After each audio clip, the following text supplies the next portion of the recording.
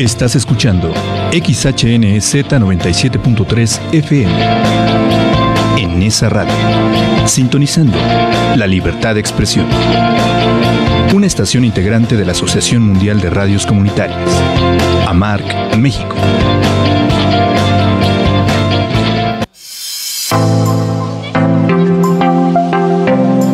En Su Tinta Radio, un espacio para la literatura, la poesía, la filosofía y la sociedad.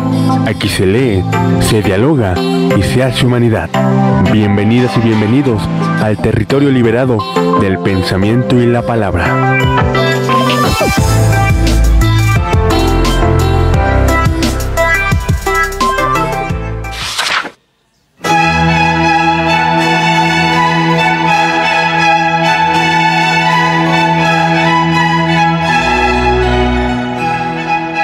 Llegó a Isla Negra en 39, si mal no recuerdo.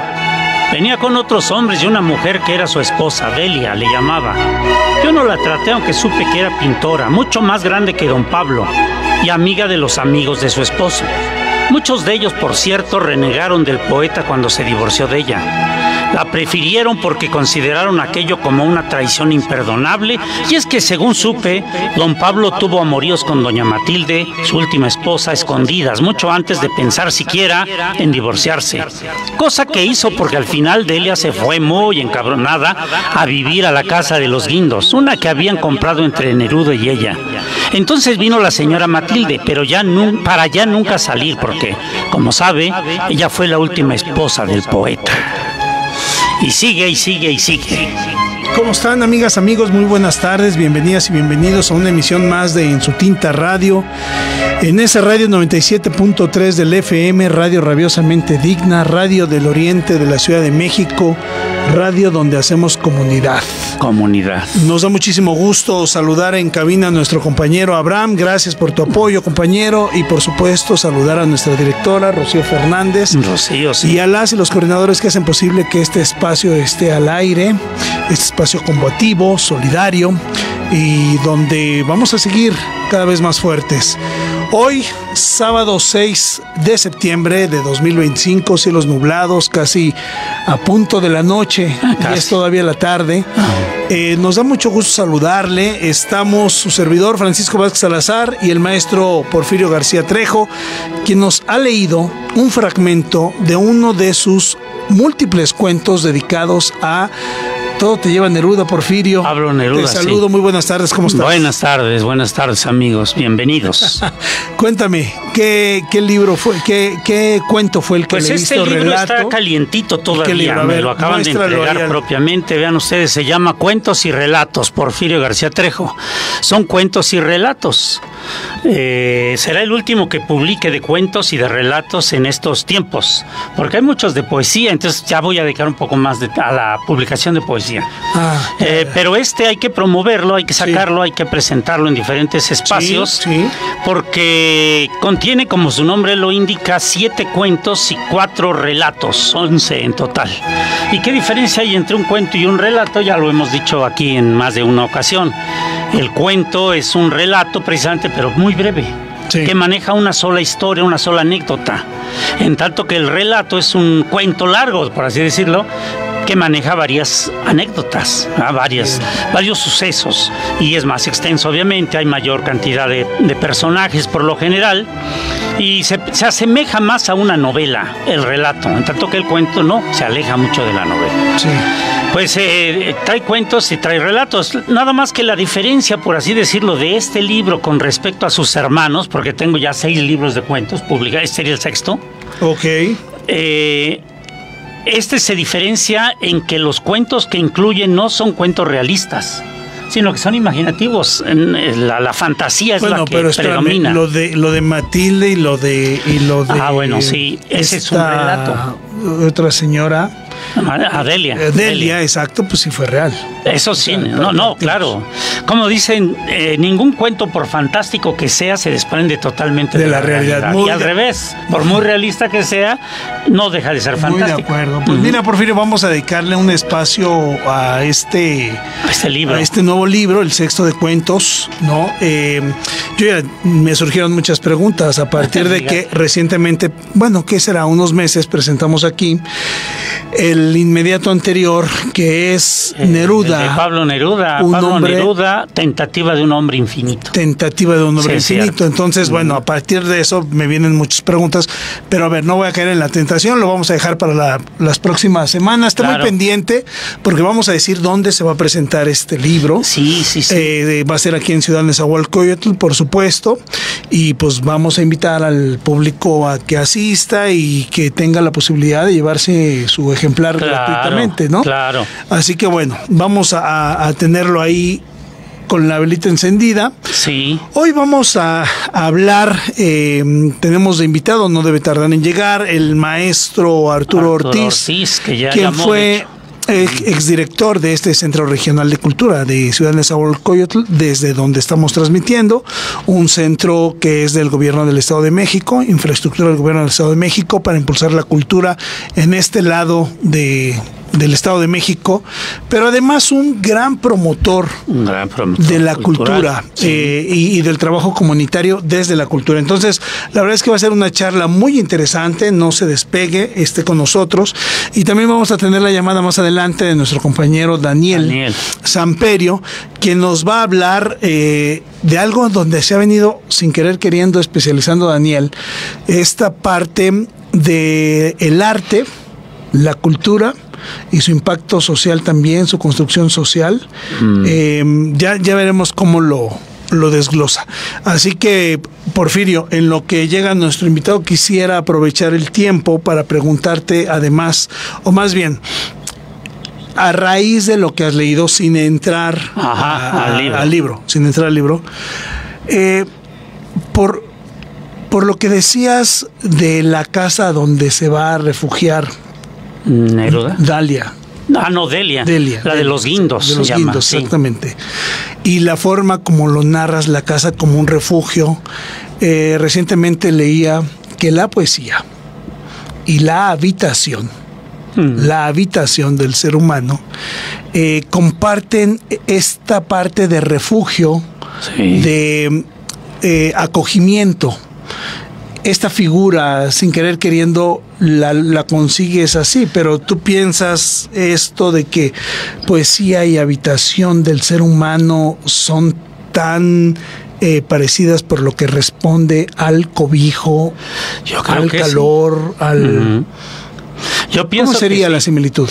Pues eso, que es un refugio, un hábitat, un lugar donde puedes habitar, escondértele a algo, a alguien. Eso. ¿No? Encontrar calidez. En el caso de Delia, que se separa de Pablo Neruda, va a vivir a la casa de los guindos. Si quiere eso, una casa que habían comprado entre ellos, dos. Sí.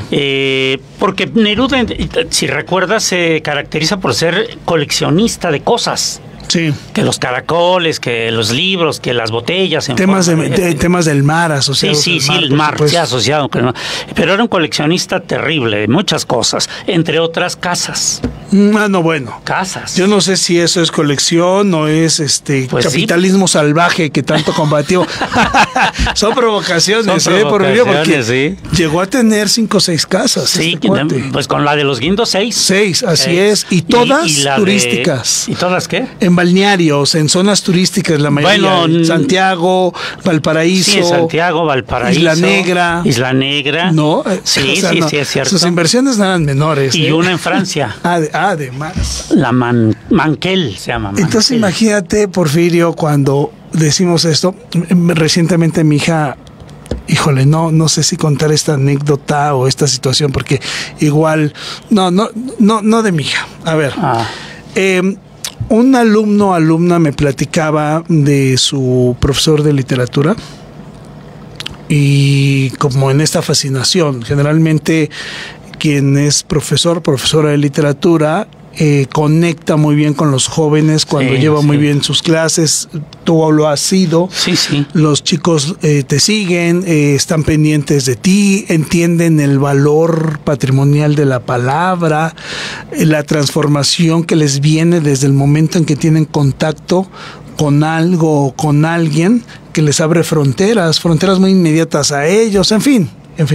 Entonces decía, dentro de esta fascinación, que tenía un profesor que, híjole, era muy admirable porque odiaba el mundo, algo así, ¿no? Estaba contra todo, un alma beligerante, radical, etcétera, etcétera. Y le pregunté, ¿dónde te da clase? No, pues ¿o cómo darán sus clases? En una escuela formal. ¿Cobra por cheque? Sí. ¿Está en nómina? Sí. Dale una mala noticia a tu profesor. Está dentro del sistema. Sí, está en contra de todo, pero está dentro del sistema. En fin. Y lo vemos en muchos pues otros escenarios, ¿no? Compañeros, compañeras, combativos de lucha, que no traen unos Panam, que ya ni sé si son hechos en México, me refiero a unos tenis. Tenis Panam, no.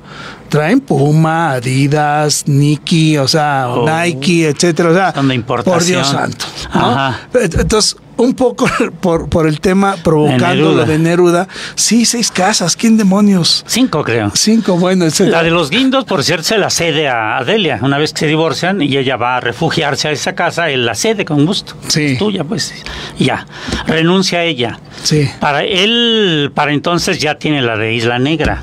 Que era la que más habitaba, porque es la que más estaba frente al mar. O sea, invitamos a nuestro querido auditorio, además, que, a ver, hay varias películas donde pues se ve mucho exacto, en YouTube. Hay un recorrido, hay un clip en YouTube de justo la casa de Neruda en Isla Negra. Sí. No debe durar más de 10 minutos. Le invitamos a que la vea. Sí. Está en YouTube. Asómbrese, exactamente. Y encuentre ahí todos los designios de un ser que además, o sea, no le vino, por ejemplo, la decoración de esa casa, no le vino por digamos, azar o arte de magia. No. Meticuloso. Bueno, metió hasta un pedazo de barco ahí en el patio. Cuéntanos de eso. Es un ancla. Ajá. Hay un ancla, hay una aserradora enorme que parece una máquina, un ferrocarril, pero no lo es más chica. ¿Qué más hay ahí? Bueno, las campanas. ¿Tú estuviste ahí, por fin? Sí, como en el 2006 fuimos a rendirle un homenaje a su tumba. Una tumba dual, ancha, porque están los 2 cadáveres ahí, el de Neruda y el de su esposa Matilde Urrutia, mirando así hacia el frente al océano. Qué maravilla. Una cosa maravillosa. Y la casa es sorprendente porque él la diseñó a su antojo. Así es. Por ejemplo, tiene una torre, ¿no? Una torre al estilo de un palacio de la Edad Media, un castillo de la Edad Media. Pero además tiene muchas habitaciones y todas en forma de camarote de barco, con un cristal enorme, ¿no? Donde puedes ver el mar. El mar es permanente ahí, el movimiento del mar era algo que él disfrutaba mucho. No solo se quedaba viéndolo por el cristal, todas las mañanas de Neruda, cuando estaba en su casa, empezaban yendo al mar. Sí, a mojarse un poco los pies. Sí, así es, como parte de la rutina. Fuera que llevara a su perro o que él fuera solo o con Matilde, ¿no? Sí. Cosa magnífica. No, bueno, fíjate, sin querer queriendo nos estamos metiendo a la profundidad de tu poeta favorito. ¿Sí es tu favorito? Sí, es mi poeta favorito. Que más admiro por la cantidad de obra que escribió, pero también por la calidad. Ya. Y porque tenía cierta conciencia social que luego los poetas, muchos poetas no tienen, o no manifiestan tan abiertamente y tan ampliamente, ¿no? Bueno, ahora yo quiero decir esta parte de poesía y habitación porque me llamó mucho la atención. El etos, lo que digamos da pie a hablar de la ética, el etos está vinculado a la habitación del ser, ¿no? Y entonces en el etos se supone que está el cultivo de lo más preciado y de lo cual uno tiene que tener mucho más cuidado, ¿no? Esta habitación del alma, habitación del ser, ahí donde reposamos. Entonces claramente puede venir la conexión con lo que es poesía. Claro. Si intentamos una de las múltiples definiciones, porque son muchas las formas de definir a la poesía, vinculada a un estado de bienestar también. del ser humano. Claro. De eso se trata. Y ahora déjame ir a otra de las cosas que no hemos podido hablar. Afortunadamente ya está llegando nuestro invitado, pero hay algo que yo te quiero decir, preguntar. Sí, porque un autor dice, no dejemos de permitirnos hablar de tristeza. La tristeza no es mala y se tiene que hablar de ella. Y en el proceso creativo no debemos de rehuir cuando es ahí donde nos encontramos bien. Pero vamos a un corte. Estamos en Su Tinta Radio, en esa radio 97.3 del FM. Terminamos esta charla de este punto en particular con el maestro Porfirio García Trejo. Ya está aquí nuestro invitado y le entramos con lo demás. No se vayan.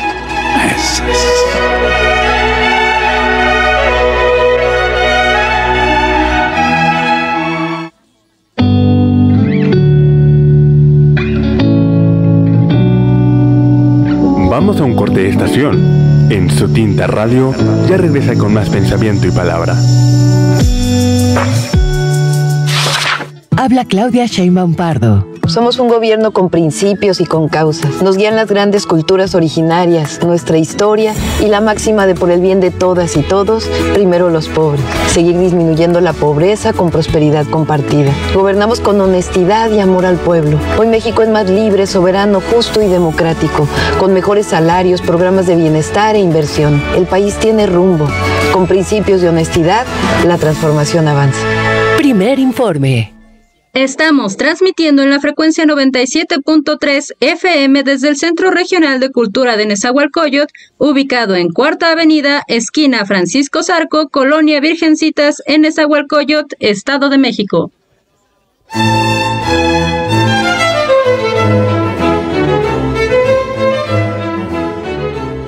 Así es. Estamos de regreso, amigas, amigos, en Su Tinta Radio 97.3 del FM. Gracias a quienes nos siguen por las distintas redes sociales de la estación.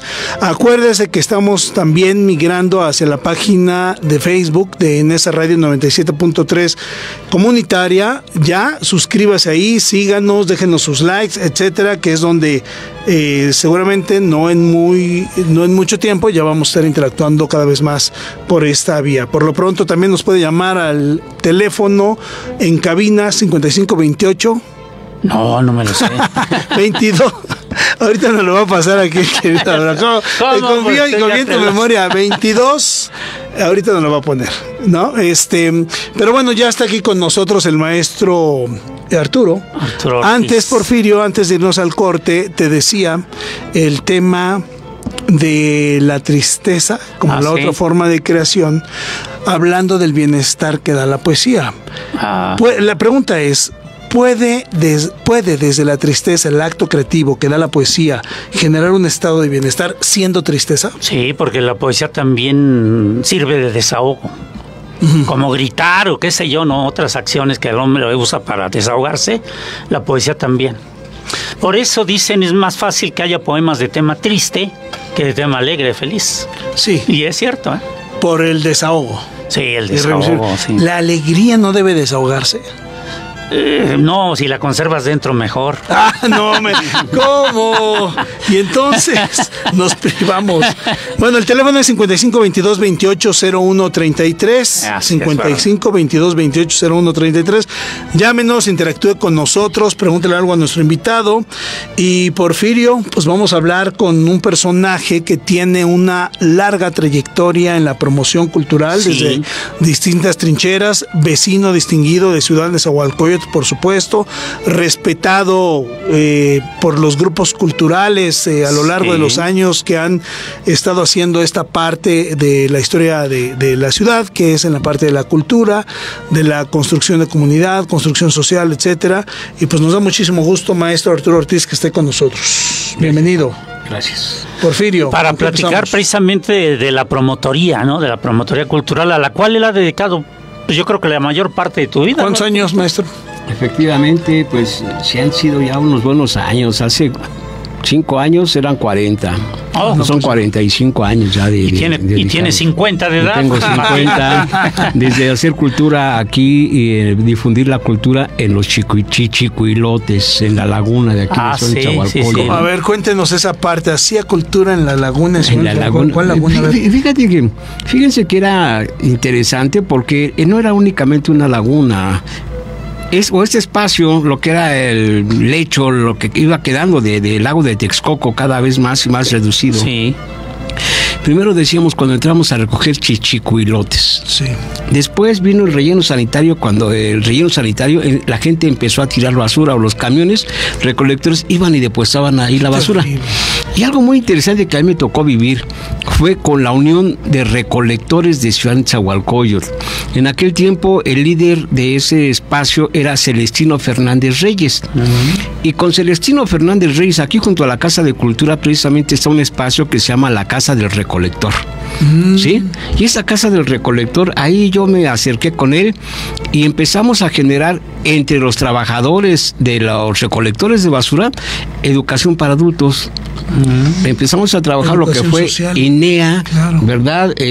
Primaria, secundaria, y para los hijos de los recolectores teníamos un pequeño espacio, un jardín de niños, un preescolar.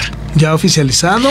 Pues en ese tiempo todavía no estaban oficializados, era un jardín de niños pirata, pero dándole el servicio a los hijos de los recolectores, porque veíamos que las personas que estaban ahí en el tiradero, trabajando, recolectando los diferentes desperdicios, ahí también estaban los niños. Sí, claro. Y alguna ocasión que yo platicaba con este líder, con Celestino Fernández, decía, oye Celestino, creo que es necesario que los hijos de esas personas pues también acudan a otro espacio, lleguen a un lugar donde puedan de alguna manera pasar un rato más agradable, aprendiendo algo como las letras, ¿verdad? Como jugando, como cantando. Y ahorita que hablaban de cuestiones de tristezas, pues la gente que llegaba ahí precisamente eso, ¿no? Porque eran migrantes que venían de los diferentes estados de la República, y al no haber trabajo aquí, pues se encontraban ahí en el tiradero, pues este espacio para poder empezar a generar recursos. Y entonces en ese tiempo yo estaba colaborando en el INEA, antes de INEA, que era Programa Nacional de Alfabetización, ¿sí? Ya después se crea, era el PRONAF, ya después se crea el INEA. Estamos hablando del 80. De los 80 más o menos, desde los inicios de los 80. Colonia Sol, Estado de México, Romero Rubio, todo lo que era Ciudad Nezahualcóyotl. Okay. La oficina del Programa Nacional de Alfabetización. Y precisamente yo coincidí ahí porque estando aquí en el espacio de la Unión de Recolectores, algún día llegó un coordinador de región y me dice, oye, ando buscando un espacio para dar cursos de capacitación a alfabetizadores. Me platicó el programa, el proyecto, le digo, ¿y qué se necesita para entrar ahí? Pues ganas y voluntad para poder servicio. Me acerqué, me integré al programa de alfabetización como organizador regional, primero como voluntario, ya después hubo la oportunidad que se abrieron unas plazas y fui organizador regional de aquí en una parte de Ciudad Nezahualcóyotl, ¿no? Y fue como llegué con los recolectores a promover la actividad cultural, artística también, ¿no? Claro. Era algo muy interesante, porque además, pues mi formación había sido anteriormente, antes de que existiera la misma Casa de Cultura, en los grupos que se generaban de alguna manera actividades culturales independientes. Al no haber espacios oficiales e institucionales, pues nos acercábamos donde se podía, ¿no? Entonces, esa era la situación, y precisamente les comento, cuando era relleno sanitario, pues ahí empecé. De hecho, Alfredo Arcos y Miguel Pineda, junto con otro amigo fotógrafo, Jorge Izquierdo, ¿no? Jorge Izquierdo, hicieron una colección de fotografías. Ahí surge la Venus de Nesa, y surge precisamente en el Bordo Xochacá los perros, un tema que traía Alfredo Arcos, muy marcado. Y en los montículos de tierra que estaban antes de ingresar al bordo, ahí veías a niños escondidos atrás del montón de tierra, desollando a un perro con su herramienta. Era una tapa de sardina y una piedra para poder afilar. la hoja y poder desollar al perro.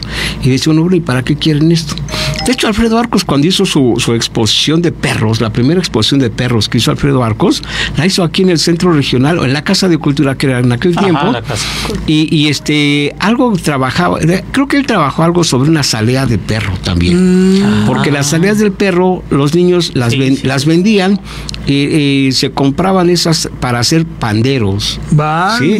La piel del perro para hacer panderos. ¿Qué cosa? Entonces, todo esto, les digo ahí, Miguel Pineda y Alfredo Arcos, las Venus de Nesa, los perros de este Alfredo, y las fotografías de Izquierdo. ¿Sí? No, bueno, en este escenario me acordaba de las fotografías de Héctor, del maestro Héctor, que expuso aquí también en Palacio. Sí, fue una persona que tuvo inclusive varios proyectos fotográficos. Así es. Pero él venía de la Ciudad de México, y traía ya un proyecto, ¿no? De hasta cierto punto retratar esas imágenes de pobreza en las que se iba desarrollando el municipio. ¿Sí? Fotografías muy interesantes, sí, que todavía son las mismas que se siguen utilizando. Yo les digo, hay muchas fotografías a eso iba. Y siempre las mismas. Siempre publican las mismas, las personas que van cruzando sobre el puente, el tinaco, la señora que va caminando sobre unos tabiques que se ponían, y ya son las imágenes el chimeco que estaba sobre la López Mateos, ¿no? Y en esa teníamos... ¿Y el acervo del que usted habla al inicio de Izquierdo, dónde estará? ¿Quién sabe? ¿Cómo lo podríamos tener acceso? Bueno, estaba el centro de documentación de Nesa, ¿no? No sé si exista. En el CIRNE, lamentablemente, el Centro de Información y Documentación, cuando se crea, vinieron personas a crearlo, pero con una formación y una visión muy importante. Ellos venían del Archivo Histórico de la Nación. ¿Sí? El maestro, el arqueólogo, ¿sí? Gutiérrez se apellidaba, y otra compañera que venía también, historiadora, que eran los que estaban ahí trabajando, organizando lo que era el Centro de Información y Documentación de Ciudad de Nezahualcóyotl, CIDNE. Había material muy, muy interesante que lamentablemente, pues quién sabe dónde ha quedado, ¿no? Poco a poco la vida, las instituciones, cuando no hay un registro, un catálogo de lo que se tiene, pues va desapareciendo. ¿Dónde está? Pues quién sabe, ¿no? Existía ahí... Aquí en la biblioteca Horacio Zúñiga, algún tiempo, cuando yo ingresé al trabajo de promotora cultural institucional, me toca venir aquí a la Casa de Cultura con el licenciado Próspero Domínguez Trejo. Y curiosamente me ubican en la biblioteca. Ahí vi materiales tan padres, tan preciosos. Por ejemplo, un periódico que era El Radar. El Radar registraba parte de la historia. ¿Quién lo hacía? No recuerdo, No recuerdo los nombres. Pero estaba en la biblioteca. Estaba en la biblioteca, era la hemeroteca. De hecho, eran periódicos que estaban empastados, encuadernados, ¿sí? Estaba Cronópolis, de los hermanos Mena, y uno que hizo mucha historia también en esa, el Diario de Nezahualcóyotl, que era de los Bracamontes, ¿no? Que era un periódico verde, y diario salía ese periódico, el Diario de Nezahualcóyotl. Y así como esto, hay tanta historia. Y había un libro que a mí me llamó mucho la atención, un legajo de más de 200 hojas, yo creo que era, del señor Manuel Palomar. Don Manuel Palomar fue un candidato, un aspirante siempre por el Partido Blanco o el Círculo Blanco. Cuando iban a votar, ahí estaba el Círculo Blanco, Manuel Palomar. O sea, un independiente. Un independiente. Bien. Él vivía en la colonia El Barco. Y entregó un legajo, les digo, de muchas hojas, más, yo creo casi 200 hojas, con parte de la historia de Ciudad de Nezahualcóyotl. Tiempo después fui a buscarlo, ya nunca me supieron dar información de ese material. Pena. Y digo, híjole, qué triste, ¿no? Sí, muy cerca aquí en la colonia El Barco, de donde estamos transmitiendo, Porfirio. Yo creo, ustedes se conocen en este espacio de culturas comunitarias. Sí, cómo no. ¿No? ¿Cómo fue eso, maestro? Pues era muy interesante, porque fíjense que a raíz de esa necesidad de integración social, educación, cultura e Integración Social, llega por acá un grupo de sacerdotes jesuitas. Los jesuitas, ¿sí? Llegan y se instalan ahí en la colonia Benito Juárez y crean varios espacios, crean varios proyectos de cultura popular. ¿Sí? Crean talleres de serigrafía, talleres talleres literarios, de música, de teatro. Sí, yo recuerdo que incluso el Centro Cultural Acolmizcli, ellos lo fundaron. Sí, donde estaba. ¿Era jesuita? Sí, era jesuita. Sí. Donde estaba Miguel Pineda. Miguel Pineda, lo conocí, sí. En Maravillas. En Maravillas, sí. Acá hay 32. Sí, estaba y llegaron a tener una influencia dentro de la cuestión y la promoción del arte y la cultura, pero muy importante, ¿no? Sí. Porque los libros que se tenían y que se editaban en aquel tiempo eran muy ricos. Imagínense el Manual del Colono. Sí, Manual del Colono, donde precisamente se hablaba sobre una organización social, ¿no? Ajá. Porque antes a los inicios del municipio, pues quien ponía las reglas del juego era el PRI. Sí. Y antes del PRI, antes de que se instaurara el PRI, estaba una cuestión, la CNOP. Y la gente en lugar de decir vamos al comité municipal del PRI, decía vamos a la liga municipal. ¿Sí? Vamos a la liga municipal. Después ya se instituye bien el comité municipal del PRI. ¿Sí? De ese PRI.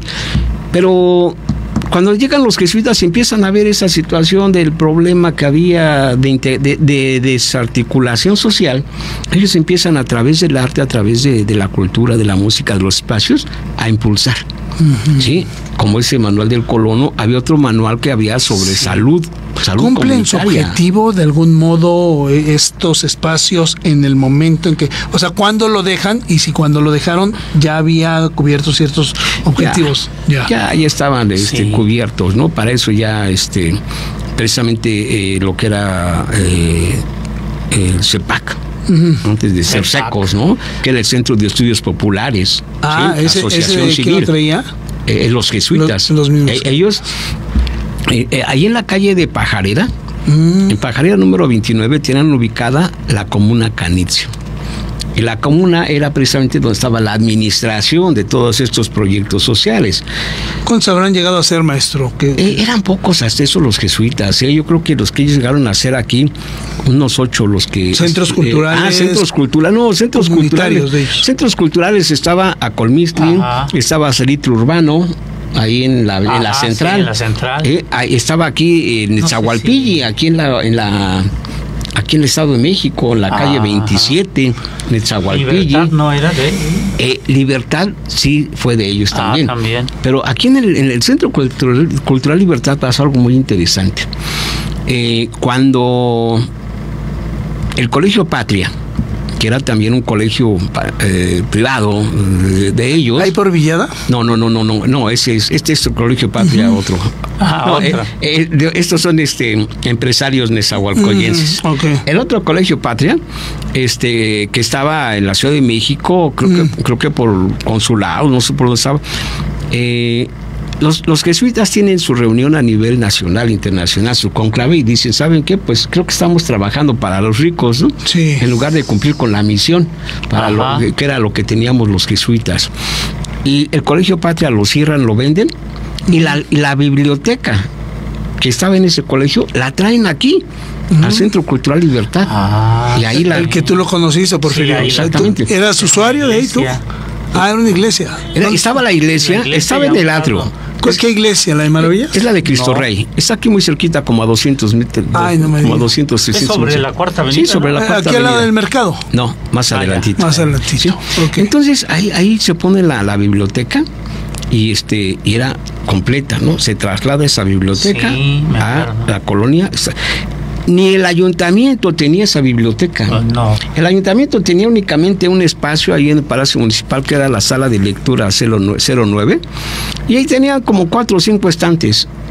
Cuando llega esta biblioteca con enciclopedias, con materiales a otro nivel, sí, pues empieza a generar todo ese movimiento. Y además, ¿no? Recordemos que ahí en el Centro Cultural Libertad también varias ocasiones vino a presentarse, a cantar José de Molina. ¿Sí? Hace poco platicaba con Joel Paredes. Sí, Joel. ¿Cómo también. no? Fue mi profesor ¿Sí? en Aragón. Bueno, pues Él vivía aquí en Estado de México. Viene con el Estado de México. Pues Joel Paredes fue el coordinador de aquí de la biblioteca. Bueno, era él y Sofía Zapatero, los recuerdo muy bien porque yo en ese tiempo también era estudiante.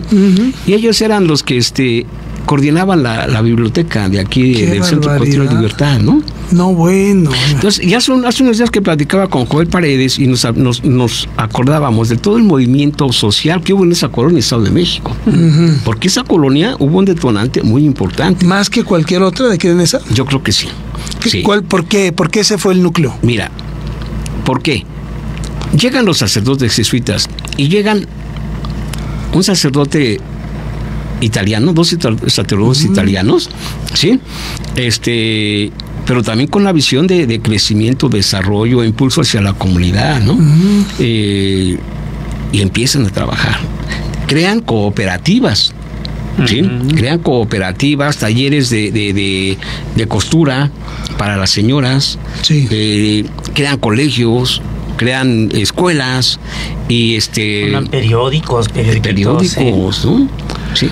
Entonces era una cosa interesantísima. Ahora que hablan de cultura popular, digo, no manches, no jueguen. Antes lo que se hacía en esa... Estaban fundando ellos. Sí, cómo no. Lo que se hacía en esa era interesantísimo. Yo me acuerdo de dos de ellos que daban misa ahí en la central, precisamente de la iglesia, que fundaron la iglesia para empezar, y luego daban misa, y uno de ellos cantaba, Ángel. Sí. El otro se llamaba Alex Morelli, que murió después de cáncer.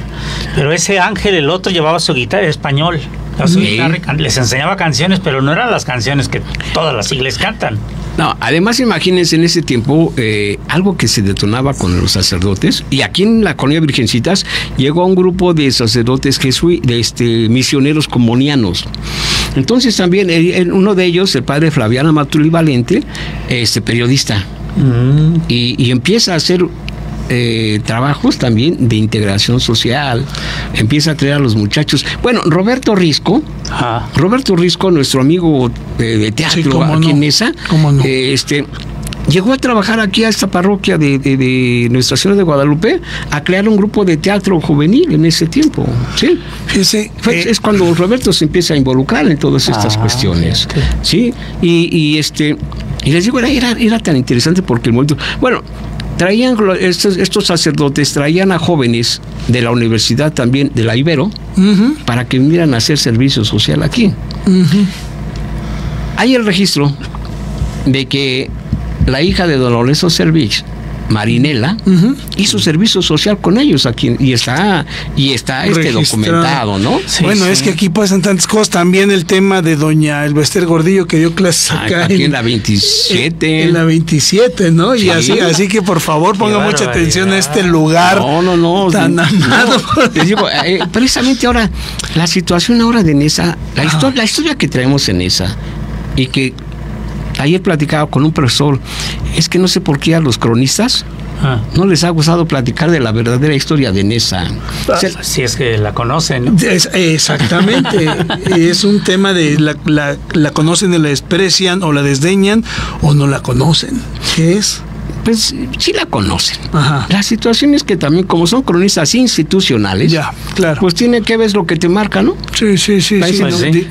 Digo, yo cuando fui institucional también, pues quería decir muchas cosas, pero como no podía decir. El maestro que contaba. Quería decirlas, pero no las podía decir. No se podía. Sí, porque no, pues, ¿qué te pasa? No, tienes que seguir esta línea. Y precisamente cuando yo te conocí, ya eras funcionario aquí en el Centro ahora Centro Regional de Cultura, nada más que la directora era Susana Velasco, de tan agradable memoria. Y tú eras, ¿qué serías tú qué? Tu segundo bordo. Era su apoyo. Era el apoyo. Pero cuando pensábamos en ustedes, siempre pensábamos en la pareja. Sí. No, son los que están haciendo cultura ahí dentro, ¿no? Y mucho tiempo. No sé cuánto tiempo ella sería directora. Ella estuvo aproximadamente 23 años como directora. Muchísimo. Pero aquí, con Susana sucedió algo muy interesante. Pintora. Sí, es que cuando llegamos abstracto. aquí... Cuando llegamos aquí, cuando ella fue estudiante ahí en Esmeralda, yo apoyaba, yo me involucraba por ahí con un grupo de cuates, Mateo Villa, que es un caricaturista, Tino, el único poeta de aquel tiempo, o declamador, que era Alfredo Herrera Chávez. Era un joven delgadito con su boinita y siempre muy propio, ¿no? Pero sí, era el único declamador, no era poeta, era declamador, ¿sí? Pero un excelente declamador. Y él vivía enfrente del Palacio Municipal, entonces nos reuníamos. Y cuando Susana, les digo, era estudiante de la Esmeralda, pues éramos quienes le organizábamos sus exposiciones porque éramos amigos de su papá. ¿Sí? Éramos amigos de su papá y le apoyábamos a Susana. Claro. Cuando ella llega aquí a la dirección de la Casa de Cultura en este tiempo, me dice su papá y ella, pues, oye, ustedes que conocen de esto, porque ya desconocía completamente de esto, ¿no? Y la empezamos a guiar, la empezamos a conducir precisamente y se empiezan a acercar los artistas. Además, ella conocía a Alfredo. Ella conocía a Alfredo Arcos, porque también era de la Esmeralda, y conocía a Ismael Sánchez Galán, y ella conocía al gremio de pintores. Sí. Y ya pues también fueron los que tuvieron el respaldo. Y entonces un día platicábamos, ella y yo, de cómo poder seguir trabajando, impulsando el arte y la cultura. Y lo primero, oye, ¿y si abrimos el espacio a todas las corrientes culturales? ¿Sí? Y entonces ahí fue cuando a Secos, acá por la López, en el ¿cómo se llama? En el Parque del Pueblo, había colectivos que hacían el Cejecín. ¿Qué era Cejecín? Era coordinador general de arte, no sé qué más cosas, ¿no? Pero era de cultura, ¿sí? Haz de cuenta que era Cleta, ¿no? De Cleta de Nesa. Y damos la apertura. Y varios se sorprenden. Oye, pues ve a la Casa de Cultura y ahí pues está Susana y pues, va a haber chance de... Y se inaugura un espacio de pluralidad, digamos, en un terreno donde es difícil ser plurales. Maestro, vamos a hacer una llamada con nuestro colaborador Daniel Samperio, quien también puede tener alguna pregunta para usted, si nos lo permite. Él va a hablar también de temas de cultura y arte como un espacio para un impacto social, la construcción social y todo eso. Entonces, hacemos la llamada y regresamos con usted. Daniel, ¿cómo estás? Muy buena tarde. Maestro, ¿qué tal? Muy buenas tardes. Un saludo también afectuoso para el maestro Arturo Ortiz y por supuesto para el maestro Porfirio. Y así es. ¿A que no te sabías toda esa historia que está contando? No, hombre, muy interesante y me hace ver lo rico que puede ser Ciudad Nezahualcóyotl en cuanto al desarrollo de los espacios de arte y cultura, y que seguramente se seguirán desarrollando con la voluntad de personas como el maestro Arturo. Muy bien, y cuéntanos, tu colaboración va por ahí, ¿no?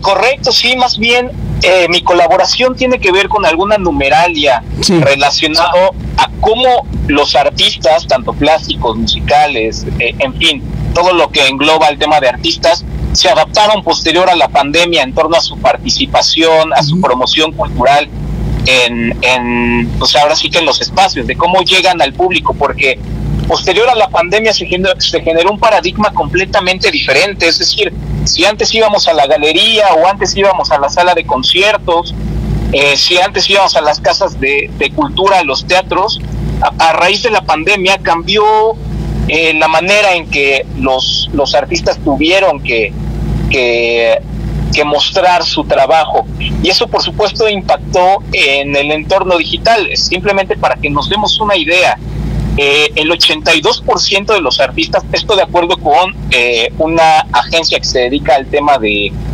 numeralia en el tema de plataformas de streaming, que es Wi-Fi Talents, el 82% de los artistas posterior a la pandemia empezaron a usar herramientas digitales para crear, promover o vender sus obras. El 58% de los artistas contemporáneos venden directamente a través de sus sitios web personales. ¿Qué venden? De todo: esculturas, cuadros, música, libros, todo lo que uno pueda imaginar en torno a la creación artística. Además, un 55% de los artistas ingresaron también a mercados online y a plataformas, las que ya conocemos principalmente, Spotify, Apple Music, etcétera, etcétera, etcétera. 58% también de los artistas usan sus redes sociales como canal para exhibir y conectar con las audiencias.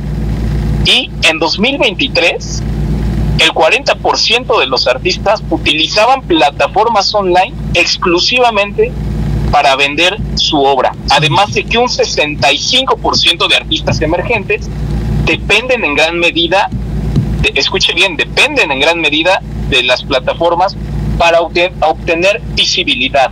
Muy claro. De ahí que digamos, por supuesto, podemos afirmar que hoy los artistas están volcados hacia los entornos digitales, ya no solo por un tema de facilidad, sino también a la sobreoferta.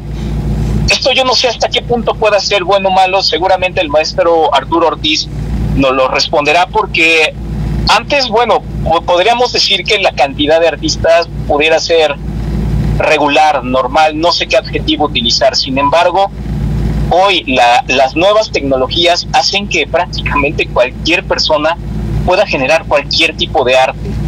Yo considero, y tal vez aquí podamos abrir un pequeño debate, considero que también hay una sobreoferta de productos artísticos que a lo mejor muchos podrán ser buenos, muchos malos. Bueno, aquí déjame decirte, el maestro Porfirio hablaba del tema de los instapoetas o algo así se llama, los que mandan un parrafito, un verso al Instagram y ya dicen que son poetas, pero luego Porfirio les va bien luego en sus números de seguidores. ¿Cuál es el fenómeno? ¿Qué no te gusta de ahí? A ti, sí, claro. Que luego no son muy buenos el producto, pues, el poema. ¿Y a qué atribuyes que tengan tantos seguidores? Porque tienen muchos amigos, yo creo. Su familia. No, creo que le pegan a la emoción y a los momentos situacionales, mejor, sí, ¿no? Sobre todo en jóvenes que están en algún trance o algo así. Sí, sí. Y se vuelven, ¿cómo les decimos esos versos? Versos de aparador, le decía el maestro Huitlagua, que en paz descanse. En fin, pero ¿qué más? Muy interesante, compañero Daniel, pues es un desafío, ¿no? Desde las presencias, porque nosotros también vemos el arte como hacer sociedad, hacer relaciones sociales, lazos sociales, y aquí estamos hablando sin menospreciar ni demeritar en lo absoluto, porque imagínate un buen vendedor de un buen cuadro online, bueno, claro que pasó por un proceso creativo riguroso, académico, en fin, pero más bien aquí la pregunta para la mesa va a ser, y tú también, Daniel, si lo quieres contestar, es: ¿hay arte, puede haber arte sin una relacionalidad social? Comienzo yo. A ver. Definitivamente no. De hecho, uno de los grandes fenómenos que se están generando con esta apertura, con esta sobreoferta y con esta generación de nuevas tecnologías, es que lejos de generar un arte con un impacto social, lo único que se está haciendo es la mercantilización de la obra, más que tener un contenido profundo, más que tener un contenido con impacto, pues simplemente se está haciendo más cantidad que calidad. ¿Para qué? Sí. Precisamente para generar muchas mayores ganancias, porque también la transacción ya es mucho más fácil. Antes el artista plástico tenía que presentar en galería, claro, iba la persona directamente. Un vinito, tres vinitos, ya veías más o menos buena la obra, ¿no? Había una exposición y bueno, sin embargo ahorita bastan 2 clics, sí, entras y con un clic basta para que se te descuente tu tarjeta y pum, ya tienes un producto. De hecho, no sé si lo sabían, hay un mercado de pintura, de arte, pintura, que hace la función de moneda. Y entonces entras a invertir por un cuadro, por decir, ahorita catalogado en 5,000 pesos, lo compras, lo pagas y luego lo liberas como a los 2 días, digamos, con otro tipo de ficha o de reseña, y te puede costar 8,000, 10,000, 15,000, 20,000 en una subasta. Y mucha gente se está dedicando a eso, déjenlo digo, sin ningún compromiso social, O sea, son así vulgares inversionistas que están viendo allí una beta para ganar dinero fácil. Lo compro en 5,000, lo vendo en 10,000. O sea, ni idea de la biografía del autor, nada, simplemente está viendo cómo se está moviendo el mercado. Pero bueno, César, me gustaría, Daniel, sin que te vayas a escuchar de la mesa también un comentario, maestro Ortiz, ¿usted coincide con esta visión de la mercantilización? Efectivamente, fíjense que hace años, precisamente, simplemente ahora vemos por muchos lugares galerías. Sí. Y en esas galerías de repente llega alguien, dice, oye, yo tengo cuadros, los quiero vender para decorar una sala, una cocina, una recámara, X. Y los venden y dices, bueno, ¿y quién lo pintó? Sí. Pues es un joven que está haciendo esto, pero a través también ahora ayudado por la cuestión de la arte digital, ¿no? Arte digital, ¿no? Sí. Y dice, no, pues eso de qué se trata. Y antes el pintor, el artista, se esmeraba y trabajaba y se generaban ideas y visualizaba su obra. Totalmente. Y por ejemplo, los amigos que hacen una idea, los amigos que hacen acuarela. Sí.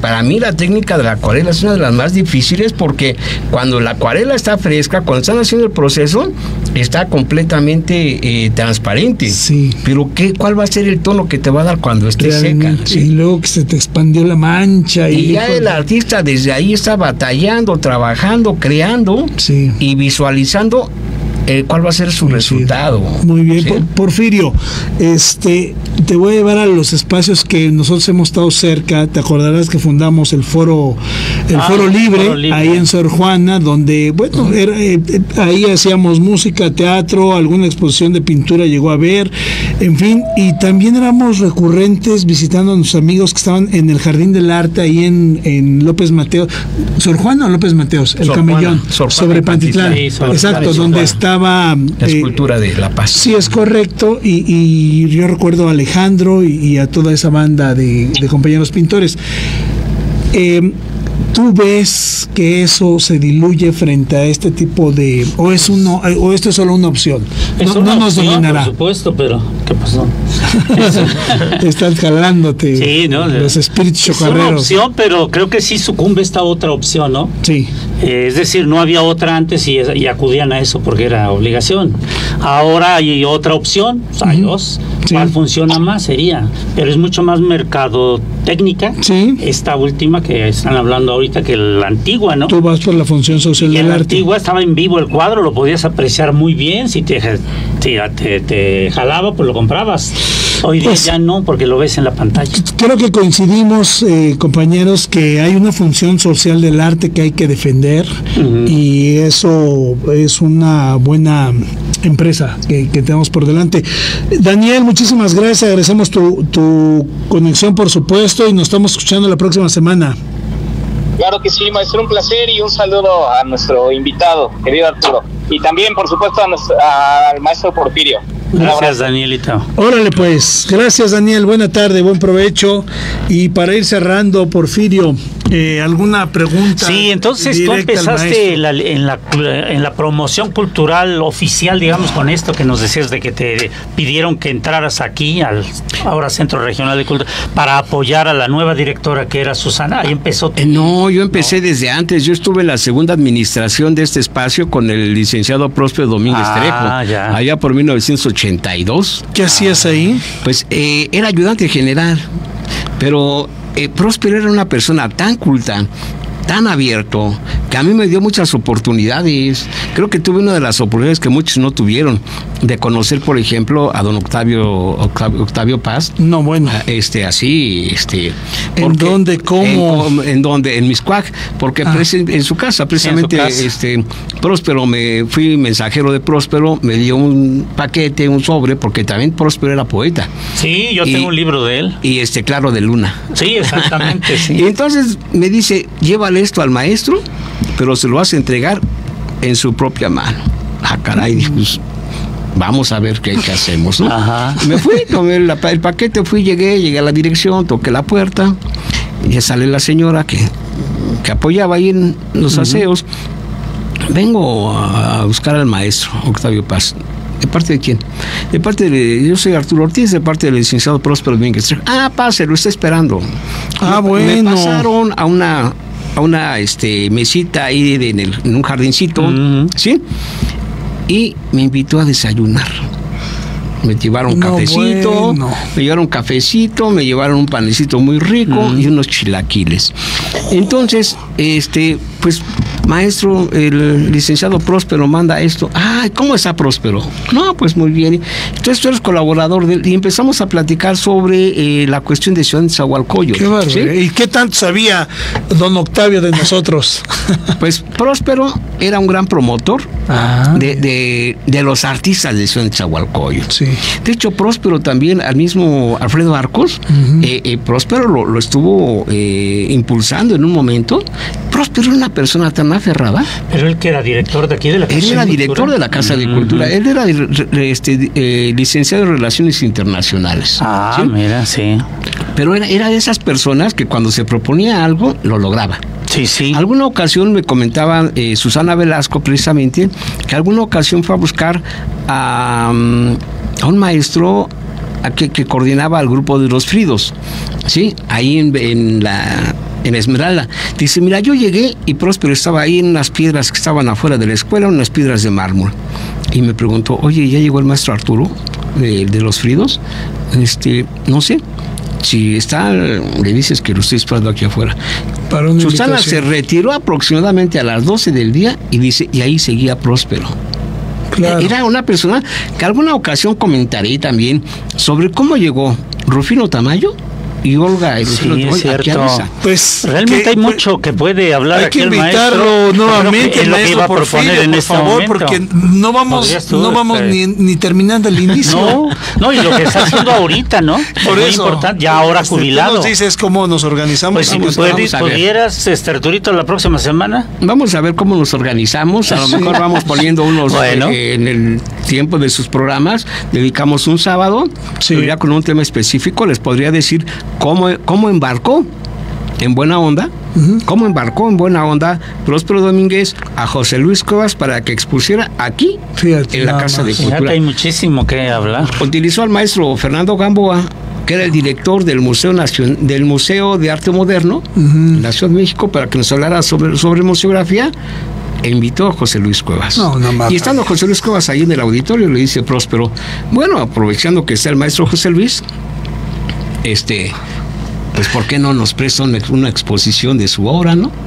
Bueno. Lo comprometió. Entonces, qué astucia. Sí. Pues Porfirio, maestro Ortiz, la verdad es que ha sido un honor tenerle una charla, como dices, Porfirio, inagotable, que merece más espacios. Nos vamos a poner de acuerdo, querido auditorio, estoy muy pendiente. Vamos a estar teniendo ya cada vez más invitados de distintas expresiones. Pues hay varios ya formados. Sí, formados, porque qué bueno que les guste en su tinta radio, en esa radio 97.3 del FM. Toca irnos. Porfirio, gracias. Buenas tardes. Muchas gracias a ti, muchas gracias a Arturito que estuvo con nosotros esta tarde y muchas gracias a ustedes que se dan tiempo para escucharnos. Muchas gracias. Maestro, gracias. Hasta la próxima. Gracias. Gracias, que esté muy bien, buen provecho. Hasta pronto. Hasta luego. Vámonos.